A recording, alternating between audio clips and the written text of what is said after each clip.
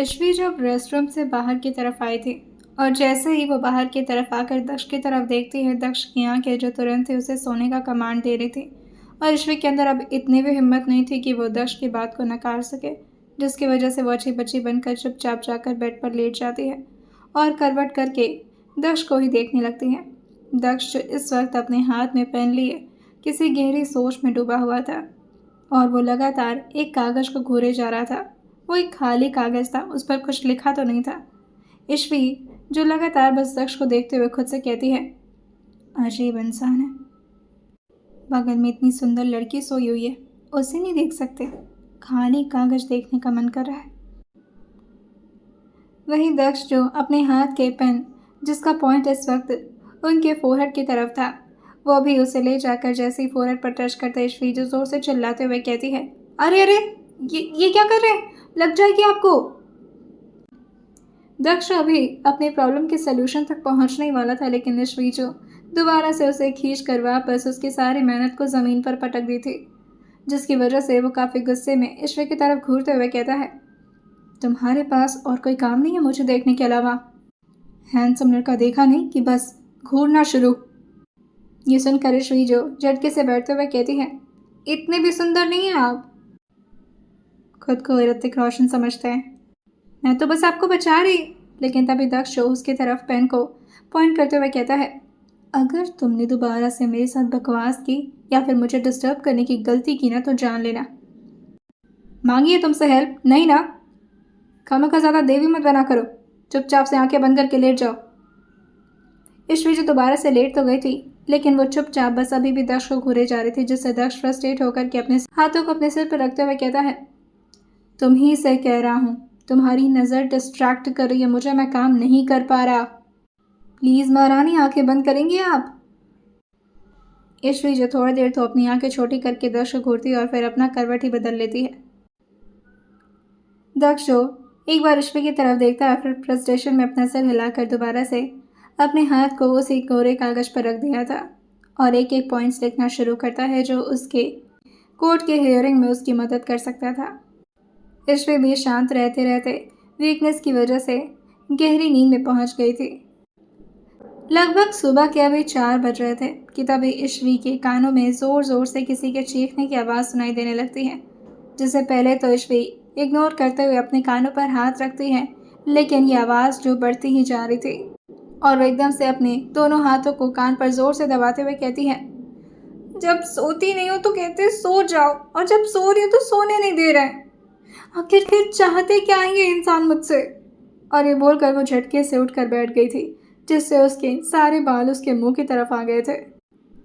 वो झटके से अपने सारे बाल को पीछे की तरफ करती और बेड से खड़ी होकर के विंडो की तरफ चली जाती है। अभी वह नींद में ही थी, जिसकी वजह से वो पहले नीचे नहीं देखती, बस चिल्लाते हुए कहती है, क्यों इतना शोर मचा रहे रात के? अभी जैसे ही ये बोलते बोलते उसकी नज़र नीचे की तरफ गई थी, वो 2 कदम पीछे होती और अपने मुंह पर हाथ रख लेती है और फिर दीवार से टिक करके धीरे धीरे विंडो से नीचे की तरफ झांकती है, जहां से दक्ष अपना चेहरा घुमाकर ईश्वी की तरफ ही देख रहे थे। वो अपने मुंह पर हाथ रखे हुए कहती है, आज किसकी शामत आ रही है?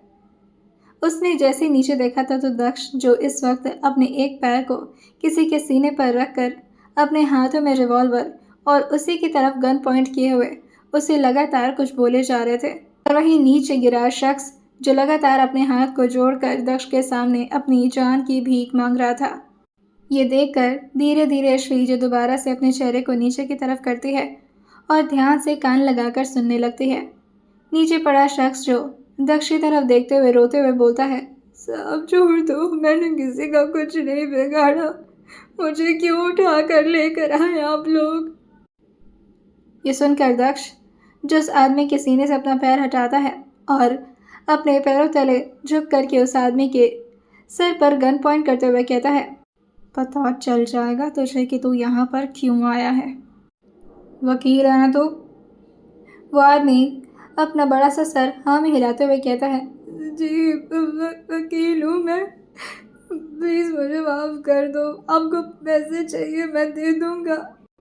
दक्ष जो अपनी गन से ही उसके गाल पर मारते हुए कहता है, नहीं नहीं, उसकी ज़रूरत नहीं है, दक्ष ने काफ़ी धीरे से उसके गाल पर टैप किया था, लेकिन फिर भी वो आदमी काफ़ी ज़्यादा घबरा गया था। दक्ष आकर के पीछे पत्थर पर बैठता है और उस आदमी को इशारे से खड़ा होने के लिए कह देता है। वो आदमी जो बंटी जैसे ही काफ़ी मोटा था, जिसकी वजह से उसे उठने में दिक्कत हो रही थी। दक्ष जैसे इशारा किए थे, रुद्र और बंटी आकर के उसकी मदद करने लगते हैं। वहीं अयान, जो अपने हाथ में फाइल पकड़े साइड में दक्ष के आकर खड़ा हो चुका था। वो वकील जो पूछता है कि क्या चाहिए आप लोगों को मुझसे। उसकी बात सुनते हुए दक्ष, जो अभी देख तो अपने बंदूक की तरफ रहे थे और उनका एक उंगली जो लगातार उनके गन पर इधर उधर फिर रहा था, और वो उसका जवाब देते हुए बोलते हैं, तुम्हारी वकालत चाहिए कोर्ट रूम में। ये सुनकर उस आदमी के जान में जान आती है और अपना हाथ जोड़ते हुए कहता है, मैं तो वकील ही हूँ, मैं वकालत ही करता हूँ, इसमें आप लोगों को मुझे उठाने की ज़रूरत नहीं थी, मैं अपना काम बहुत शिद्दत से करता हूँ। ये सुनकर रुद्र, जो उसको संभालते हुए कहता है, आराम से सांस लेकर बात कर, इतना घबरा क्यों रहा है? हाँ, वो आदमी जो कहता है, नहीं नहीं नहीं, नहीं मैं घबरा नहीं रहा, मैं बस बता रहा था। दक्ष हंस कर उसके सामने देखते हुए कहते हैं, तो मेरे लिए केस लड़ोगे? काफ़ी एक्सपीरियंस्ड हो ना तुम। वो आदमी जो कहता है, हाँ हाँ, मैं 12 साल का एक्सपीरियंस है मेरे पास, मैं बहुत बहुत केस निपटाया मैंने, और मेरे तो जीत का लॉस काउंट है, समझ लीजिए, कोई काउंटिंग ही नहीं है सर, कितने केस जीते मैंने। पर आप तो वो न्यूज़ में आने वाले वो है ना, जो जिसको पुलिस ढूंढ रही है। मैं दक्ष कहता है, बोल दो जो कहना चाह रहे हो, दिल में बातें छुपानी नहीं चाहिए, ज़ुबान पर लेकर आ। वो आदमी जो घबराते हुए कहता है, आतंकवाद। जैसे उसने इतना बोला था कि तभी रुद्र का एक थप्पड़ जो जाकर के उसके गाल पर जड़ा था। दक्ष उसको देखकर हंसते हुए कहता है, आइंदा से मैं सिर्फ तुम्हारा क्लाइंट हूँ, और वो भी बेगुनाह क्लाइंट, क्योंकि लॉयर कभी भी अपने क्लाइंट को गुनहगार नहीं समझते। वो मोटा आदमी जो कहता है, तो आप हमको इसलिए यहाँ पर लेकर आए हैं कि मैं आपके लिए केस लड़ूं? वैसे मैं एक ही हियरिंग का 15 लाख ले लेता हूँ, पर आपका फ्री रहेगा। दक्ष हंसते हुए कहते हैं, तुम मुझे अपना कॉस्ट बता रहे हो? अच्छा, वैसे तुम्हारी एक बेटी है, क्या उम्र है उसकी? 8 साल है, 9 साल शायद। स्कूल जाती है? उस आदमी को ठंड हवा के बीच भी पसीने हो रहे थे, और दक्ष जो उसके गोल गोल घूमते हुए आगे कहता है, क्या हुआ, बताओ, स्कूल जाती है? सुना है पढ़ने में काफ़ी अच्छी है वो। अच्छा, मान लो अगर वो एक दिन स्कूल जाए, लेकिन स्कूल से आते वक्त वो अपने स्कूल वैन में ना बैठकर अगर मेरी गाड़ी में बैठकर यहाँ पर आ जाए, तो मुझे नहीं लगता कि तुम्हें कोई दिक्कत होनी चाहिए। क्यों? वो आदमी अपना सर ना में हिला करके रोते हुए बोलता है, नहीं नहीं नहीं नहीं, आप जो कहेंगे मैं करूँगा, मुझे कोई दिक्कत नहीं है, बस आप लोग प्यार से बात करिए, बस मुझे डर लग रहा है। इस बात पर रुद्र, जो उसका बाल पकड़कर उसके चेहरे को इधर उधर घुमाते हुए कहता है, तो कैसे बात करे तुझसे? हाँ, चुम्मी ले ले तेरी। भाई बोल रहा है ना, बात कर रहे हैं ना वो तुझसे, इतना ही प्यार आता है यहाँ पर किसी को, वरना अभी तक तो तेरे 3200 दांत बाहर होते। ये दक्ष अपने हाथ फोल्ड करते हुए रुद्र को देखते हुए पूछता है, तुझे क्या हो गया आज, और इतना वॉयलेंट क्यों हो रहा है तू? मैंने बोला है उसको धमकी देने के लिए, नहीं ना? वैसे उसकी फटके हाथ में आ गई है, अगर तू डराएगा तो इसकी गीली पैंट तू साफ करेगा? ये सुनकर रुद्र जो हल्का सा पीछे होते हुए कहता है, मैं तो बस आपकी मदद कर। लेकिन तभी दक्ष जो उसको बीच में रोकते हुए कहते हैं, मैंने मदद नहीं ना मांगी है, तो मत कर। बड़े लोग बात कर रहे हैं, बीच में लंगूरों की तरह टपक जाना है। हर बात को वॉयलेंस से नहीं संभाला जा सकता रुद्र, थोड़ा सा सिंसियरली काम करिए। लॉयर है अपने, वो भी इज्जतदार लॉयर है, क्यों? ऐसा थोड़ी ना कि अभी मरने वाले हैं ये, जो तो उनको लगातार धमकी पे धमकी दिए जा रहा है। क्यों वकील साहब? वकील बेचारा क्या करता, वो बस हर बात पर दक्ष के हाँ में हाँ अपना सिर मिलाया जा रहा था। ऊपर खड़ी श्री जो अपने चेहरे पर हाथ रखते हुए कहती है, ये बहुत बुरे इंसान है, अंग प्रोफेसर को उठा ले आइए। हे भगवान, इनको कभी माफ़ मत करना, गंदे गएंगे। पता नहीं कब किसके साथ क्या कर दें, इनका कोई भरोसा नहीं है। वही अयान को दक्ष इशारा करते हुए वकील को अंदर ले जाने के लिए कहते हैं और वो खुद भी अब अपने कमरे की तरफ आ गए थे। वो जैसे ही अपने कमरे में एंटर होते हैं, ईश्वी जल्दी से जाकर बेड पर लेट जाती है, लेकिन उसको ऐसा करते हुए दक्ष ने देख लिया था, जिससे वो अपना कोट निकाल कर साइड में रखता है और फिर ईश्वी के ठीक बगल में आकर खड़ा हो जाता है और उसके चेहरे को ध्यान से घूरते हुए कहता है, सुबह सुबह बहुत चिल्ला रही थी मेरे ऊपर। तुम्हारी नींद पूरी नहीं हो पा रही है यहाँ पर? ईश्वी ने बस अपनी आंखों को बंद किया हुआ था और वो पूरे एक्टिंग के मोड में थी। वो लगातार बस ऐसा प्रिटेंड कर रही थी कि उसे तो दक्ष की कोई आवाज़ सुनाई नहीं दे रही, जिसकी वजह से दक्ष जो उसके चेहरे के करीब आते हुए कहता है, ओह, तो ये तो सो रही है। मतलब अगर मैं इससे किस भी करूँ तो इसे पता नहीं चलेगा। जैसे दक्ष ने बोला था, ईश्वी जोर से अपनी मुट्ठी को कस के भींच लेती है, जिसे दक्ष ने तो देख लिया था और वह मुस्कुराते हुए लगातार ईश्वी के चेहरे के करीब बढ़ता जा रहा था।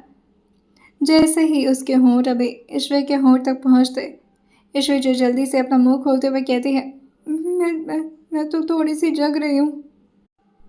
और ये बोलकर उसने करवट बदल ली थी। दक्ष, मैं तुम्हें यहाँ पर किडनैप करके लेकर आया हूँ। तुम्हारी जान का खतरा है मेरे हाथों, कुछ भी हो सकता है तुम्हारे साथ। और इस तरह तेज़ आवाज़ में चिल्लाकर ये प्रिटेंड मत किया करो कि तुम वाकई में ही मेरी बीवी हो।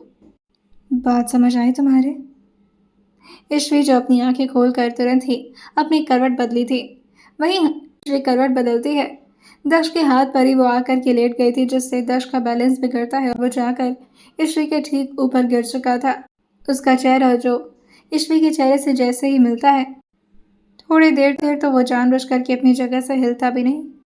और वहीं ईश्वी की भी अब मुट्ठी धीरे धीरे खुलने लगी थी और वो धीरे से अपने हाथ को उठा करके दक्ष के चेहरे की तरफ ध्यान से देखते हुए अभी उनके गाल पर अपना हाथ रखती, लेकिन तभी उन्हें किसी का हाथ महसूस होता है, जिससे वो जल्दी से खुद खड़े होकर अपने कॉलर को ठीक करते हुए कहते हैं, सो जाओ तुम, और कुछ चाहिए होगा तो मैं बंटी को बुला दे रहा हूँ यहाँ पर।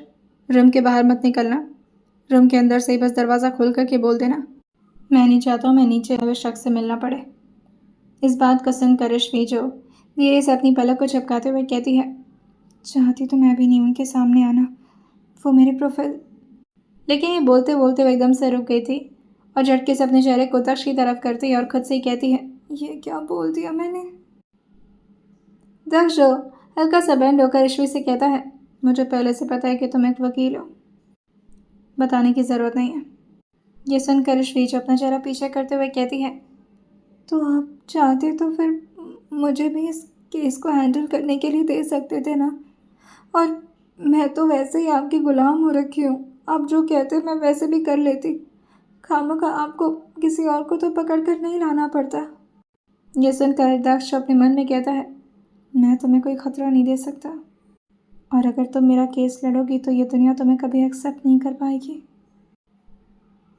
लेकिन अब ये बात वो ईश्वी को तो नहीं बता सकता था कि वो तो उसके केयर में यह केस ईश्वी को हैंडल नहीं किया, और वो अपने रूड ऑरा को मेंटेन करते हुए अपनी पॉकेट में हाथ डालते हुए कहता है, तुम्हें दूंगा अपना इतना इम्पोर्टेंट केस हैंडल करने के लिए।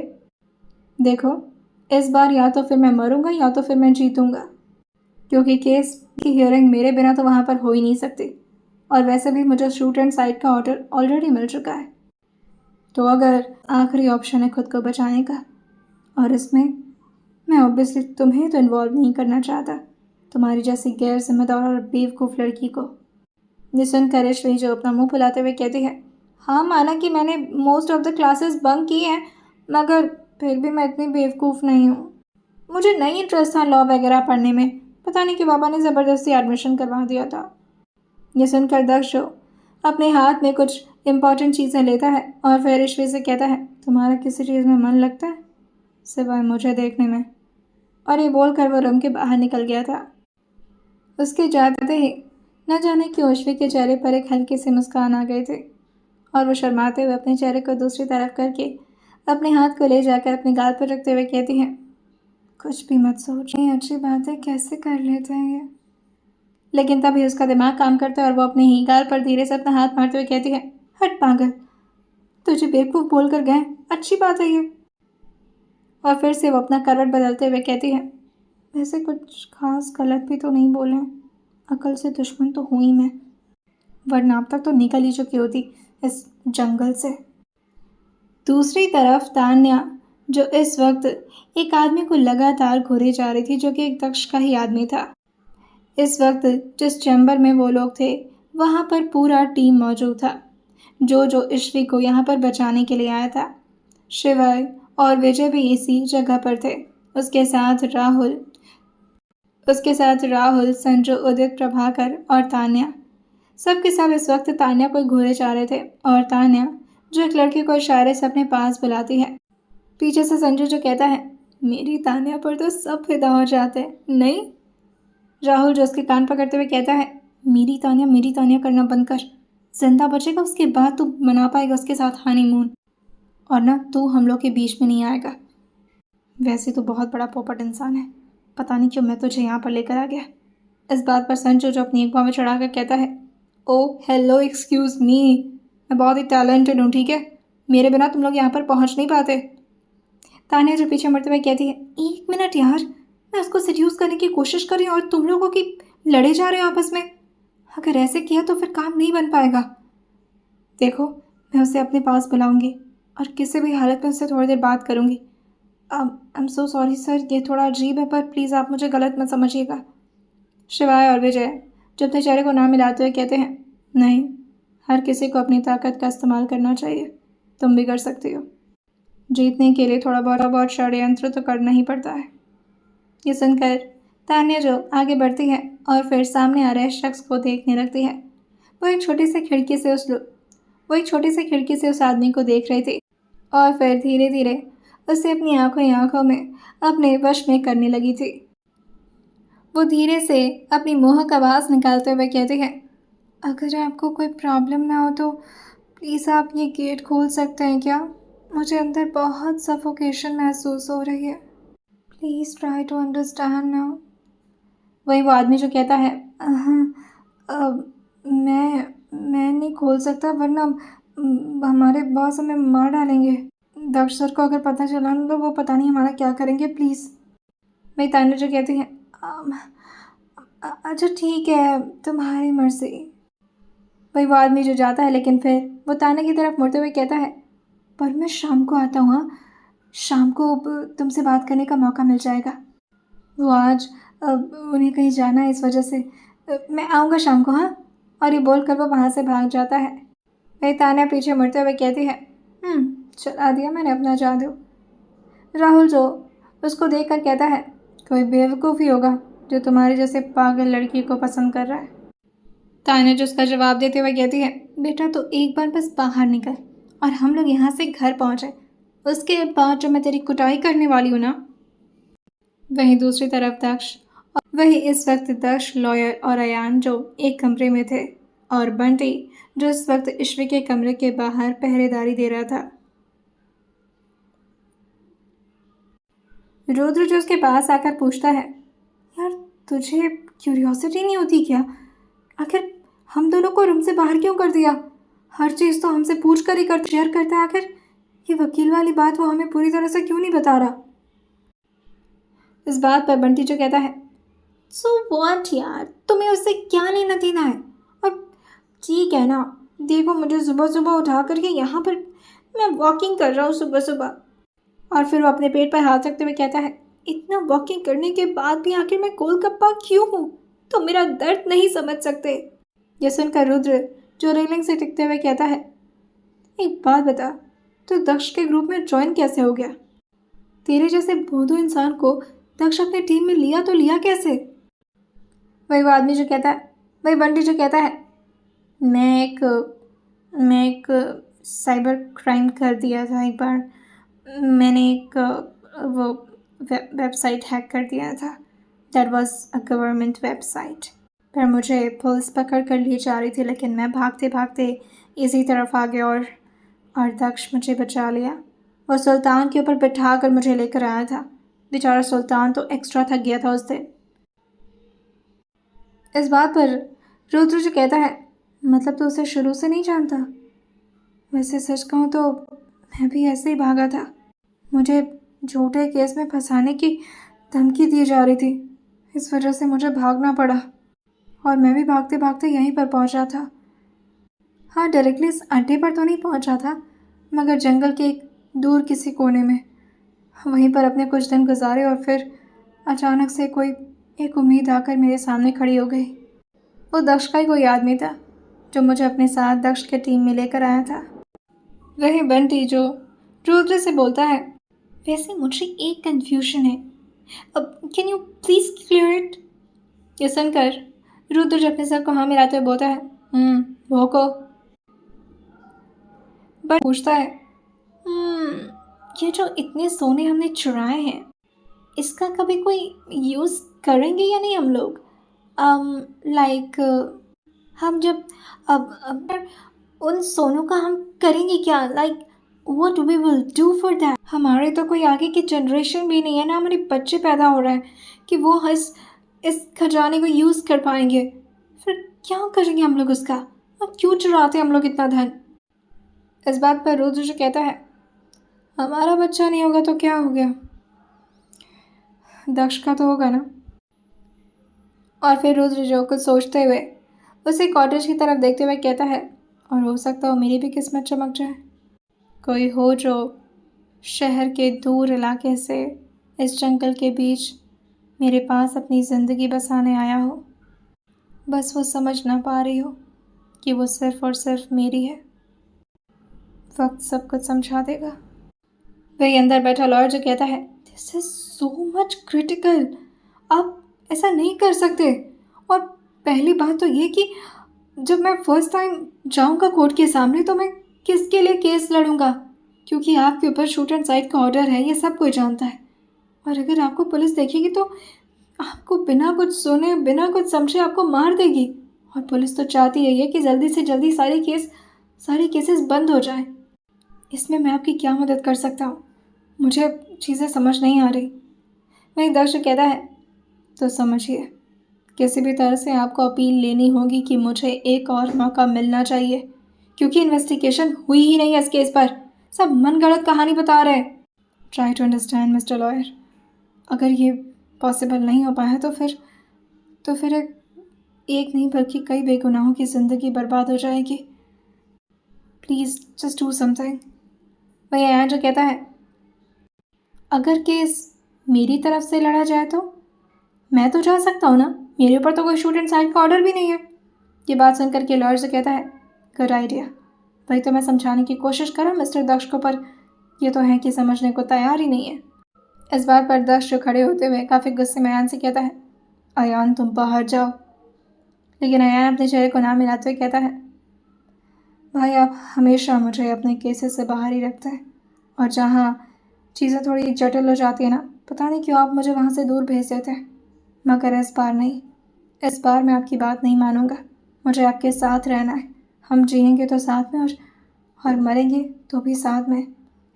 इस बात पर दक्ष जो काफ़ी गुस्से में अयान से कहता है, आई सेड जस्ट गेट आउट। इतना तेज़ लहजा सुन करके वकील जो पूरी तरह से काम गया था, अयान वहाँ से बाहर जाता उससे पहले ही वकील जो काफ़ी घबराते हुए खड़ा हो जाता है और फिर धीरे से कहता है, मैं थोड़ा हाई ब्लड प्रेशर वाला हूँ, तो प्लीज़ आप थोड़ा धीरे बात कर सकते हैं? आपका ये तेज़ लहजा मुझे डरा रहा है। दक्ष उस आदमी के कंधे पर हाथ रखते हुए कहता है, सॉरी फॉर द इनकन्वीनियंस, मैं ऐसा करना नहीं चाह रहा था। Ayaan, I said just get out. Ayaan चुपचाप अपने आंखों में नमी लिए रूम से बाहर की तरफ निकल जाता है। और वहीं दक्ष जो लॉयर को कुछ समझाने लगे थे, जैसे ही अयान बाहर आया था, रुद्र भी दौड़कर उसके पास आते हुए कहता है, क्या हुआ और इतना तेज़ क्यों चलाया दक्ष ने, सब ठीक तो है ना? वही अयान जो अपने चेहरे को ना मिलाते हुए बोलता है, कुछ ठीक नहीं है, पता नहीं क्या समझते हैं खुद को, सारी बलिदान अपनी सारी कुर्बानी खुद ही देंगे, मैं तो बस नल्ला हूँ ना।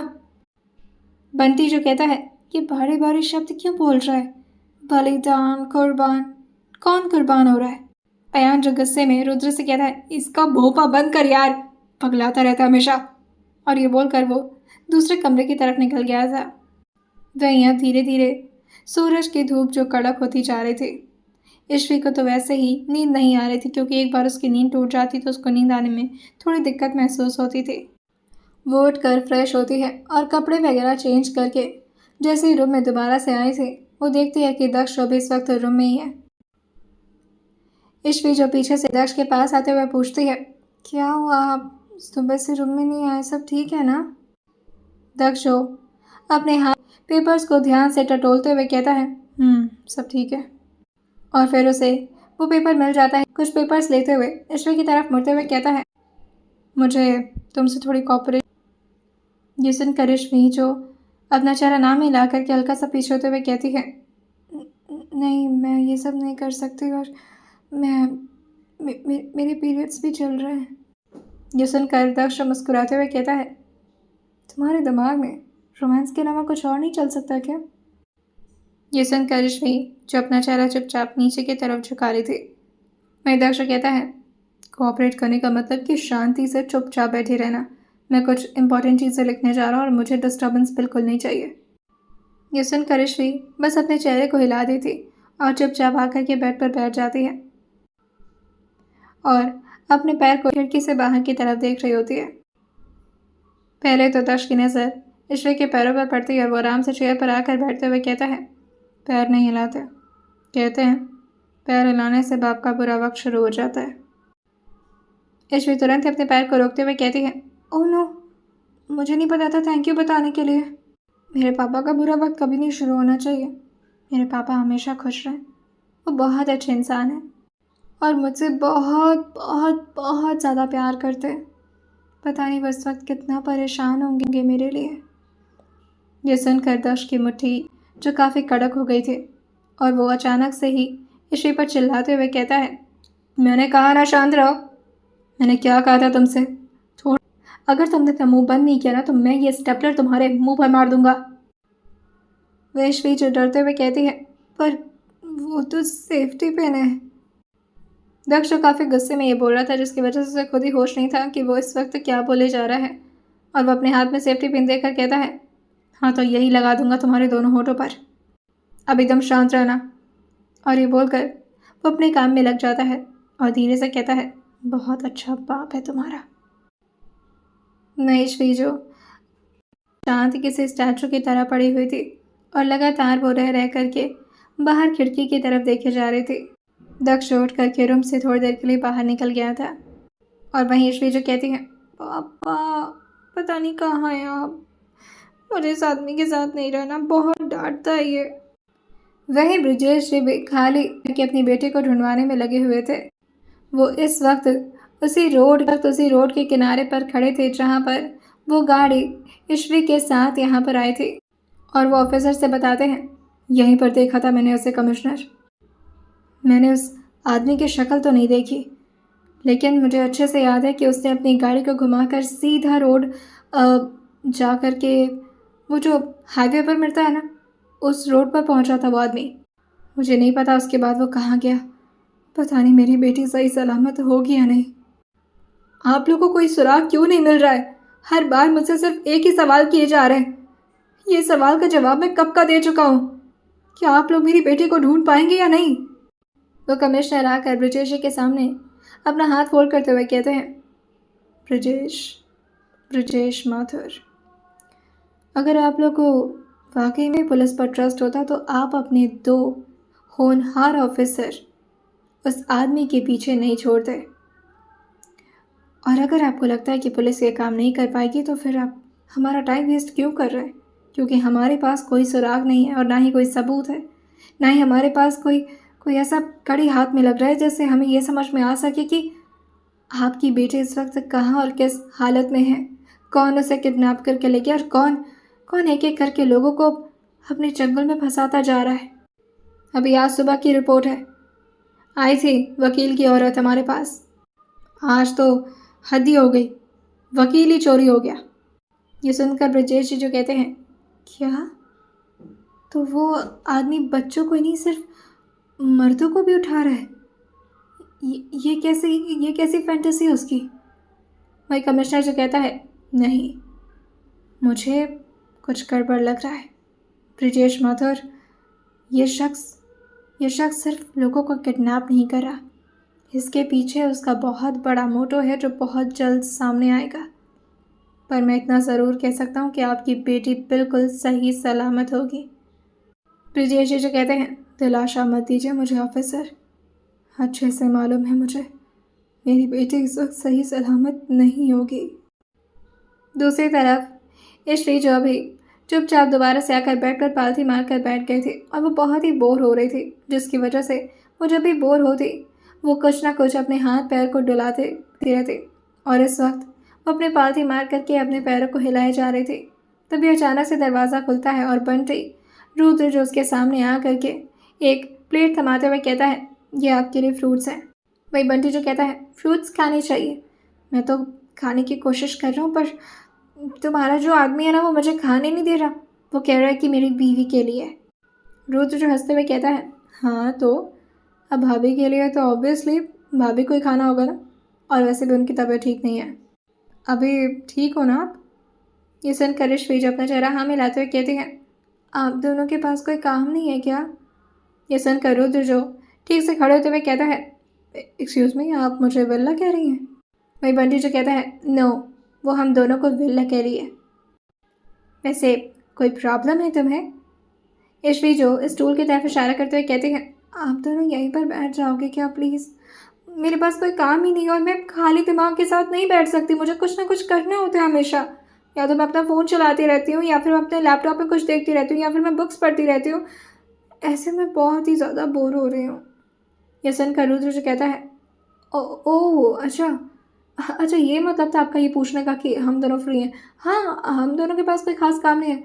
वैसे भी दक्ष और वो वकील जो आपस में गुटर गुड में लगे हुए हैं, अयान जो पता नहीं कौन से ख्याल में डूबा हुआ है, और हम दोनों पड़े हुए हैं ऐसे।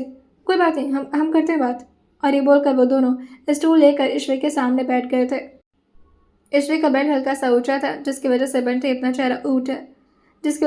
जो अपना चेहरा उठाकर ईश्वरी की तरफ देख रहा था। वो दोनों को देखते हुए कहती है, वैसे आप दोनों लगते नहीं हो कि आप दोनों क्रिमिनल के साथ रहते हो, और इवन मुझे तो अयान भी नहीं लगता ऐसा। आप तीनों बिल्कुल अलग हो, ऐसा लगता है नॉर्मल फैमिली से बिलोंग करते हो। ये सुनकर रुद्र कहता है, हाँ तो मैं कौन सा डकैत फैमिली से बिलोंग करता हूँ? इस बात पर बंटी जब अपना सर हाँ मिलाते हुए कहता है, ऑब्वियसली क्रिमिनल भी इंसान ही होते हैं, पर मैंने कोई क्राइम किया नहीं था, वो तो मुझे पैसे मिल रहे थे और उस पैसे से मुझे अच्छा काम करना था। मेरे मेरे घर में एक शादी थी, उसके लिए मैं सोच रहा था अच्छे कपड़े खरीदूँगा और अपना फेवरेट आदिदास का शूज़ खरीदूँगा, पर मुझे क्या पता था बूट्स के चक्कर में मेरी ज़िंदगी, तो गॉड। और ये बोल कर वो बच्चों की तरह रोना शुरू कर देता है, जिसे देखकर ईश्वरी थोड़ा सा अनकम्फर्टेबल होते हुए कहती है, आई एम सॉरी, मेरा ऐसा इंटेंशन नहीं था, आप रोना तो बंद करो। वही पीछे से रुद्र जो काफ़ी ज़ोर से उसके पीठ पर पंच मारते हुए कहता है, शांत हो जा, लड़की के सामने रो रहा है बेवकूफ़। वही बंटी जो अपने दिल पर हाथ रखते हुए कहता है, मैं सच्चा दिल का इंसान हूँ, मैं चोरी नहीं करता, ना डकैती करता, बस एक बार मुझसे साइबर क्राइम हुआ था, वो भी थोड़ा सा। मुझे क्या पता था जिसने मुझे ये सुपारी दी है वो वो बहुत ही घटिया इंसान था, इसलिए मैंने वेबसाइट हैक करके उसको दे दिया और वो निकम्मी पुलिस मेरे ऊपर, इस वजह से मुझे भागना पड़ा। यह सुनकर रुद्र जो कहता है, मेरी भी कुछ ऐसी कहानी है। हाँ पर मुझसे तो कोई गलती हुई भी नहीं थी एक्चुअल में, बस मैं उस जगह पर मौजूद था जहाँ पर वो क्राइम हुआ था, और इस वजह से क्योंकि सबके बैकग्राउंड तो काफ़ी स्ट्रॉन्ग थे पर मेरे नहीं, मुझे घेर लिया पुलिस वालों ने, लेकिन मैं बच निकला। मेरी इन्वेस्टिगेशन करते और मुझे जेल में भर के कूटते उससे पहले ही मैं भाग आया इस जगह, और मुझे नहीं पता था इस जगह पर इतना सुकून और इतना सब कुछ मिल जाएगा मुझे। पहले तो मुझे लगा था कि कोई जंगली जानवर आकर खा जाएगा, लेकिन फिर दक्ष ने संभाल लिया मुझे। बंटी जो कहता है, ऐसे ही दक्ष ने इतनी सारी टीम बनाई है, उसमें से हर किसी की अपनी एक स्टोरी है, वो बहुत अच्छा इंसान है, और जो भी इसके बारे में न्यूज़ में सुनाया जाता था, he is very different from that. Rudra भी इस बात पर हामी भरते हुए कहता है, मुझे नहीं पता कि नीचे किस बारे में बात चल रही, लेकिन आई होप सो कि दक्ष को बेगुनाह साबित करने के लिए वो वकील नीचे इसी बारे में बात चल रही हो कि दक्ष को कैसे बेगुनाह साबित किया जाएगा। वो वो नहीं कर सकता यार ऐसा। और सच कहूँ ना तो उसने कभी किसी को हर्ट नहीं किया है। वो सिर्फ लोगों को डराता है, लेकिन कभी किसी को चोट नहीं पहुंचाता।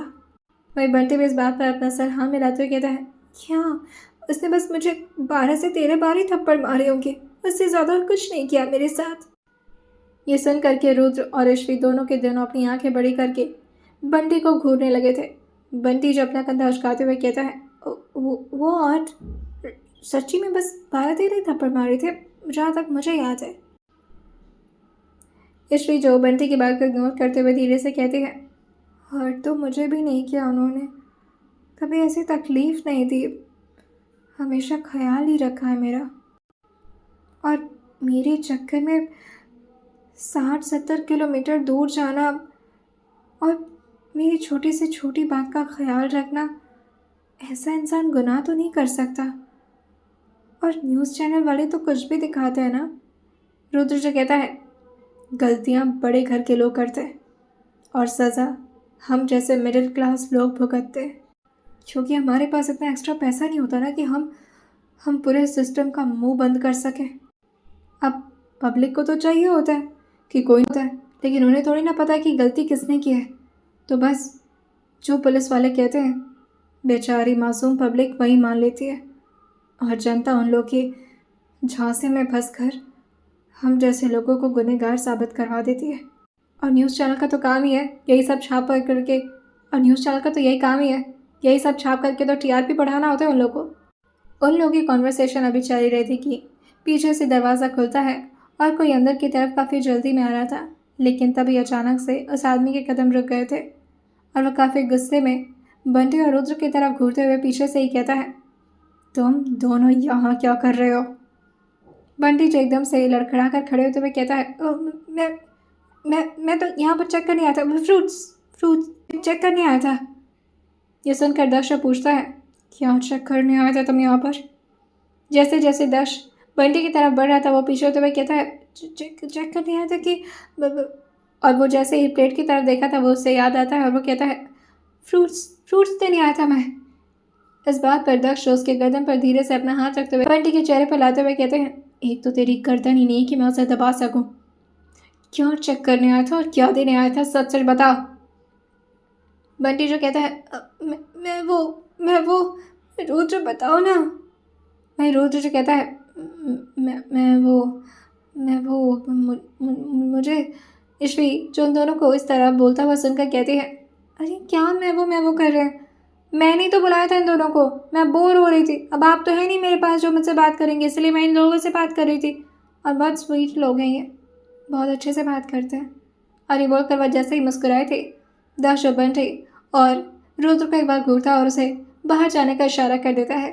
दोनों के दोनों जल्दी से बाहर की तरफ निकल गए थे और दक्ष पेपर्स को साइड में रखते हुए अपना हाथ फोल्ड करते हुए ईश्वर से कहता है, जिस दिन मैं तुम्हारे साथ ना रहूं उस दिन तुम चाहे जिससे मन चाहे बात करो, आई डोंट केयर, लेकिन जब तक मैं तुम्हारे साथ हूँ अभी तुम्हारा पति बनकर मुझे बर्दाश्त नहीं कि तुम किसी और के साथ अपना टाइम स्पेंड करो, और वो भी इस तरह हंसते हुए।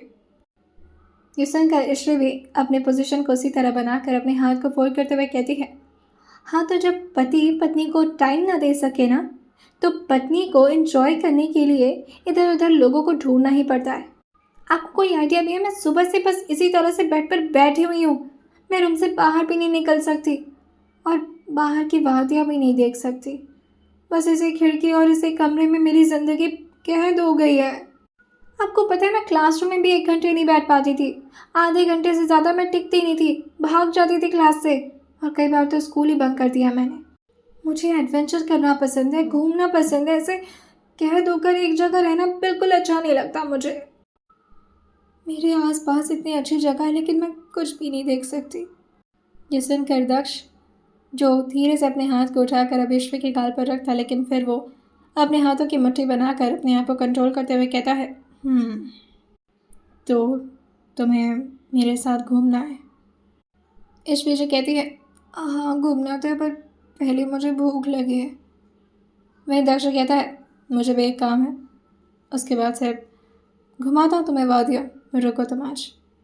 जिस तरह से दक्ष ने यह बोला था, ईश्वी जो दक्ष को देखते हुए बोलती है, आप घुमाने ले जाने वाले या फिर मुझे मारने का इरादा है? दक्ष आकर दूसरी जगह पर बैठ करके सामने की कुछ चीज़ों को देखते हुए कहता है, ये तो वक्त ही बताएगा, और उसके साथ ही मेरा मूड भी, कि मैं तुम्हारे साथ क्या करने वाला। वह ईश्वी जो सामने के फ्रूट्स को देखकर कहती है, ये मैं कोई जानवर हूँ क्या? इतना फ्रूट क्यों खिलाते मुझे? ले आकर के इतना सारा काट कर रख दिया। और फिर वह दक्ष की तरफ देखते हुए कहती है, आप सुबह से कुछ खाए हैं? मैं दक्ष कहता है, नहीं, रात से कुछ नहीं खाया, मैं काम में बिजी हूँ। ये सुनकर ईश्वी जो प्लेट लेकर धीरे से खड़ी होती है और दक्ष के बगल में आकर खड़े होते हुए टेबल से टेक लगाकर धीरे से अपने हाथ को ले जाकर दक्ष के होठों की तरफ बढ़ाती है, जिसे दक्ष परेशान होते हुए कहता है, मैंने कहा था तुमसे कोऑपरेट। लेकिन अभी जैसे ही दक्ष आगे कुछ बोलता उससे पहले उसके मुंह में एप्पल का एक बाइट आ चुका था। एप्पल का एक पीस। ईश्वी जो प्लेट को टेबल पर रखती है और दक्ष के बगल में स्टूल लेकर बैठते हुए कहती है, आप करिए काम, मैं आपको खिलाती रहूंगी। वैसे भी मैं इतना सारा अकेले तो नहीं खा सकती। दक्ष जो अपने मुंह के बाइट को ख़त्म करते हुए कहता है, no, I don't need it, मुझे नहीं खाना है, और प्लीज़ मुझे काम पर फोकस करने दो। मैं बहुत इंपॉर्टेंट काम कर रहा हूँ, मुझे कोई डिस्टर्बेंस नहीं चाहिए। महेश्वरी अपना एक उंगली अपने मुंह पर रखते हुए कहती है, मैं डिस्टर्ब नहीं करूँगी, पर एप्पल तो आपको खाना ही पड़ेगा। एप्पल नहीं तो फिर लीची खाएंगे? दक्ष अपने चेहरे को ना मिलाते हुए कहता है, मुझे कुछ नहीं खाना है, तुम प्लीज़। फिर से उसके मुंह में दोबारा से एप्पल का एक पीस आ चुका था, जिससे दक्ष ईश्वरी को घूरते हुए कहता है, सुधरोगे नहीं तुम? ईश्वरी अपने चेहरे को ना मिलाते हुए कहती है, आप काम करते रहिए, मैं खिलाती रहूँगी, आपको डिस्टर्ब भी नहीं करूँगी। यह सुन करके दक्ष के हाथ जो अभी तो कोरे कागज पे लगातार चल रहे थे, लेकिन वो अचानक से रुक गए थे और दक्ष ईश्वरी की तरफ बहुत ही ध्यान से और इमोशनली देख करके कुछ सोचने लगता है। बचपन में जब वो बच्चा था, जो कि इस वक्त अपने क्वेश्चन को लेकर काफ़ी परेशान था, उसकी माँ कई बार उसे खाने के लिए बुला कर गई थी, मगर उसके बावजूद भी दक्ष बाहर आने का नाम ही नहीं लेता। मजबूरन उसकी माँ उसके कमरे के अंदर आती है और दक्ष को काम करता देखकर कहती है, तो कितना पढ़ाई करता है? पढ़ाई करते करते अपना सेहत ही भूल जाता है तू, चल मुंह खोल। दक्ष अपने चेहरे को ना मिलाते हुए कहता है, मामा नहीं खाना भी, आप जाओ यहाँ से। ऐसे मैं बहुत परेशान हूँ, मुझसे हो ही नहीं पा रहा ये क्वेश्चन, क्या दे दिया सर ने। अभी वो इतना बोला ही था कि तभी उसके मुंह में एक और पड़ लेकिन तभी उसके मुंह में खाने का कर दक्ष को गुस्सा करते हुए कहता है, मैं क्या कर रही हो माँ? आपको पता है ना कि मैं काम कर रहा हूँ।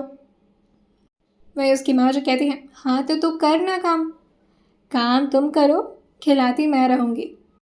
तुम्हारे सेहत का ख्याल रखना माँ की जिम्मेदारी होती है। अचानक से ईश्वरी जो उसके चेहरे के सामने आकर चुटकी बजाते हुए कहती है, कहाँ खो जाते हैं मुझे देखते देखते? और फिर कहते हैं कि मैं आपको घूरती रहती हूँ। ये सुनकर दक्ष अपनी निगाहों को छोटी करके एक बार ईश्वरी की तरफ देखते हैं और फिर अपने काम में लगते हुए कहते हैं, ठीक है, खिलाना तो खिला दो, वैसे ही भूख लगी है मुझे। वह ईश्वरी जो उसके कंधे पर मारते हुए कहती है, देखा, मुझे सब पता होता है। दक्ष जो हल्का सा मुस्कुराते हुए अपने काम, पता तो होगा ना, बीवी जो हो मेरी। लगभग दोपहर का समय। दक्ष ईश्वरी के पैरों को अपने हाथ में लेकर उसे अपना फुटवेयर पहना रहा था, जिसे देखकर ईश्वरी जो हंसते हुए कहती है, ये नहीं होगा, निकल जाएगा मेरे पैरों से। आपके शूज़ मेरे पैरों से बहुत बड़े हैं मिस्टर। वहीं दक्ष कहता है, तुम्हें कौन सा पैदल चलना है? चलो बस तुम्हारे पैर में ठंडा ना लगे और उसके साथ कांटे वाटे ना चुभे, इसलिए टेम्पररी बस ये पहना है। जहाँ ले जा रहा हूँ उसके बाद वहाँ निकाल दूंगा। ईश्वरी जो कहती है, क्यों, अगर वहाँ कांटे चुभ गए तो? दक्ष अपने चेहरे को ना मिलाते हुए कहता है, वहाँ कांटे नहीं होते, पथरीला जगह है वो, और टेंशन मत लो, तुम्हें हर्ट नहीं होगा, मेरे साथ तो सेफ रहोगे।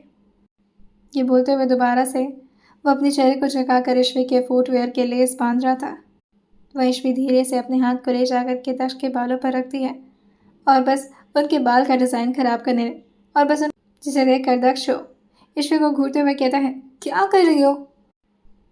ईश्वरी जो उसके बालों पर अपना हाथ धीरे से रखती है और फिर अपने एक उंगली को ले जा करके उसके फिर उसके नोज़ पॉइंट और धीरे से उसके लिप्स पर रखते हुए कहती है, परेशान कर रही हूँ।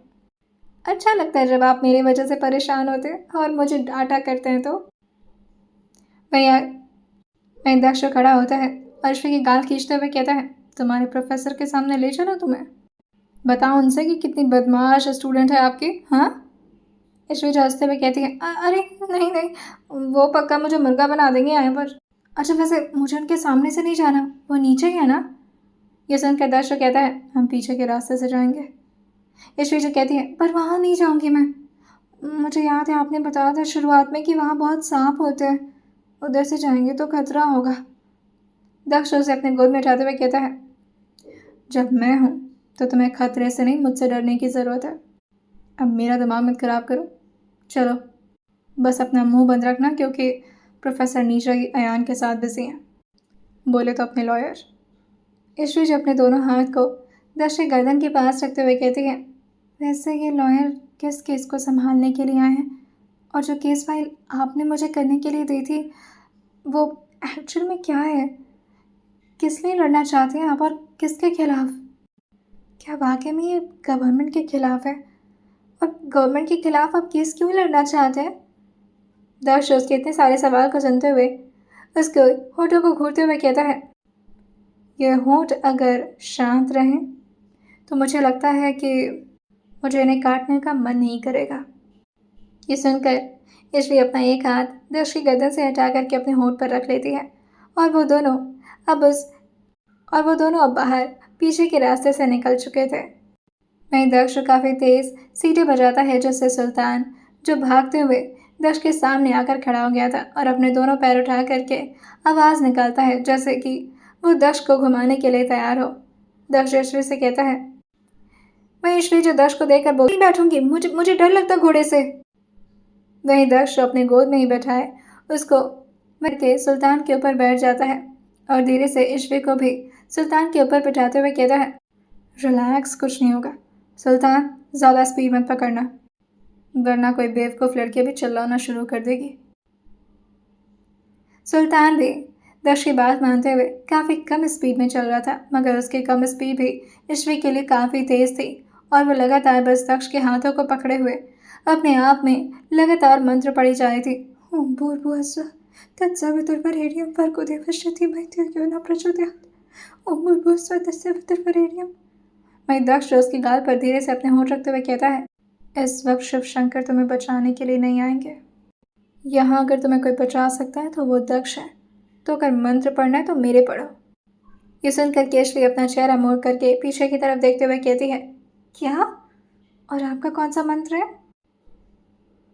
उसके ये बोलते हुए उसने दक्ष की आवाज़ पहुँचती है, तुम बस शांत रहो, मेरे लिए उतना ही काफ़ी है, बहुत बोलती हो तुम। महेशवी अपने मुंह से दक्ष के हाथ को हटाती है और आसपास के नज़ारों को एंजॉय करने लगती है। यशवी के लिए पहली बार था जब वो खुली हवाओं में इतने आराम से सांस ले रही थी। उसे आज किसी चीज़ की फिक्र नहीं थी। वो जब भी स्कूल से बंक किया करती थी तो हमेशा उसे एक टेंशन रहती थी कि कब उसके पापा का फ़ोन आ जाए, कब स्कूल वाले उसे ढूंढते हुए आ जाए, कब उसके आर्मी ऑफिसर्स के, कब उसके ये सब से परेशान यशवी, जो कभी इतने आराम से एंजॉय नहीं कर पाती थी। जैसे जैसे सुल्तान जंगल के छोर पर बढ़ता जा रहा था वैसे वैसे यशवी को आसपास की चीज़ें बहुत ही प्यारी लग रही थी। वो जैसे पूरी तरह अपने आप को इस जंगल के हवाले कर चुकी हो।